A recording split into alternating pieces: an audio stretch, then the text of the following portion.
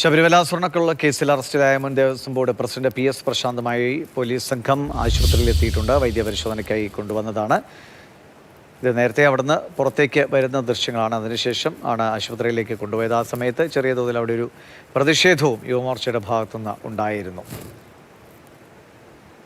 ഇപ്പോൾ ആശുപത്രിയിലേക്ക് എത്തിച്ചിട്ടുണ്ട്. കണ്ണൻ നായർ വിവരങ്ങളുമായിട്ട് കണ്ണൻ, കുറച്ച് സമയമാണ് വൈദ്യപരിശോധന മറ്റു നടപടികളൊക്കെ പൂർത്തിയാക്കി മജിസ്ട്രേറ്റിന്റെ മുമ്പിലേക്ക് കൊണ്ടുപോകും. എന്താണ് ഇനി പ്രതീക്ഷിക്കേണ്ടത്? അല്പസമയത്തിനുള്ളിൽ വൈദ്യപരിശോധന പൂർത്തിയാകും. കൊല്ലം പോലീസ് ക്ലബിൽ നിന്നാണ് ഇരുവരെയും പ്രത്യേക വാഹനത്തിൽ വൈദ്യപരിശോധനയ്ക്കായി കൊല്ലം ജില്ലാ ആശുപത്രിയിലേക്ക് എത്തിച്ചത്. അവിടെ വൈദ്യപരിശോധന നടത്തും. അതിനുശേഷം വിജിലൻസ് കോടതി ജഡ്ജിയുടെ വീട്ടിലേക്കാകും കൊണ്ടുപോകുക. കാര്യം കോടതി നടപടികൾ സമയം പൂർത്തിയായിട്ടുണ്ട്. അതിനുശേഷം അദ്ദേഹത്തിന്റെ തേവള്ളിയിലുള്ള വീട്ടിലേക്ക് കൊണ്ടുപോകാനാണ് സാധ്യത. അതിനുവേണ്ടിയുള്ള ക്രമീകരണങ്ങളൊക്കെ തന്നെ തേവള്ളി ഭാഗത്ത് ക്രമീകരിച്ചിട്ടുണ്ട്. ഇന്ന് ഈ ഇരു പ്രതികളും ജാമ്യാപേക്ഷ സമർപ്പിക്കില്ല. കാര്യം വരും ദിവസങ്ങളിൽ ജാമ്യാപേക്ഷ സമർപ്പിച്ചാൽ മതി എന്നുള്ള തീരുമാനത്തിലാണ് ഈ പ്രതിഭാഗത്തിന്റെ അഭിഭാഷകരെല്ലാം തന്നെ ഉള്ളത്.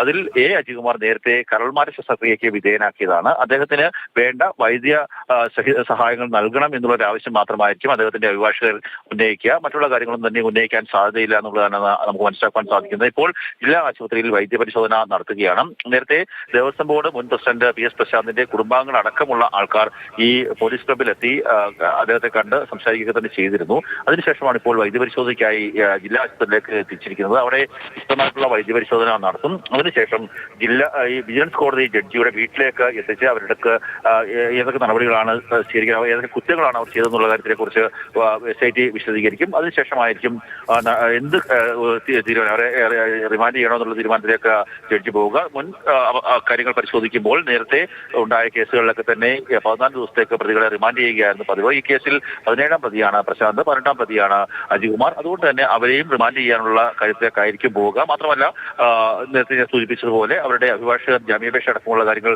സമർപ്പിക്കുകയും ചെയ്യുന്നില്ല. ഇപ്പോൾ വൈദ്യപരിശോധന ജില്ലാ ആശുപത്രിയിൽ നടന്നുകൊണ്ടിരിക്കുകയാണ്. എന്തായാലും വൈദ്യപരിശോധനയ്ക്ക് കൊണ്ടുപോയിരിക്കുകയാണ്. ശേഷം മജിസ്ട്രേറ്റിന്റെ വീട്ടിൽ ഹാജരാക്കുകയും മറ്റു നടപടികളിലേക്ക് കടക്കുകയും ചെയ്യും.